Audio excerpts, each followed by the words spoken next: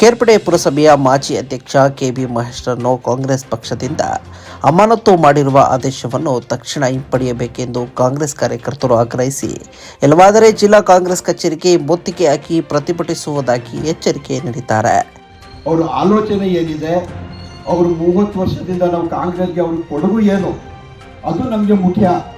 ಅಮಾನತು ಇವತ್ತು ಗೊಳಿಸ್ತೀರಿ, ನಾವು ಸಸ್ಪೆಂಡ್ ಮಾಡ್ತೀರಿ, ನಾಳೆ ತಗೋತೀರಿ, ಅದೆಲ್ಲ ನಮಗೆ ಮುಖ್ಯ.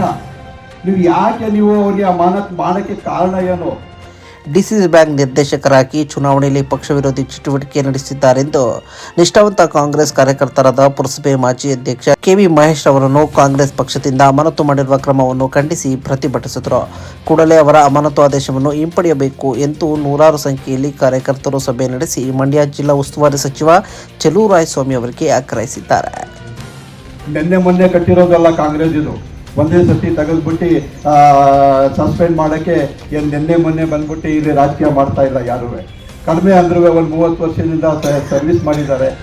ಜಾರಕಿಹೊಳಿ ಅವ್ರ ಕುಟುಂಬದ ಅಂತಂದಿರು 5 ಜನ ಇದ್ದಾರೆ. 5 ಜನ 3 ಪಾರ್ಟಿಲಿದ್ದಾರೆ. ಜಾರಕಿಹೊಳಿ ಕಾಂಗ್ರೆಸ್ ಅಲ್ಲಿ ಇದ್ದಾರೆ, ರಮೇಶ್ ಜಾರಕಿಹೊಳಿ ಅವರು ಬಿಜೆಪಿ ಇದ್ದಾರೆ, ಸತೀಶ್ ಜಾರಕಿಹೊಳಿ 3 ಪಾರ್ಟಿನಲ್ಲಿ ಒಬ್ಬರ ತಂದೆ ಮಕ್ಕಳು 5 ಜನ 3 ಪಾರ್ಟಿಲಿದ್ದಾರೆ. ಹಾಗಾದ್ರೆ ಯಾರನ್ನ ಕಂಟ್ರೋಲ್ ಮಾಡೋಕ್ಕಾಗುತ್ತೆ?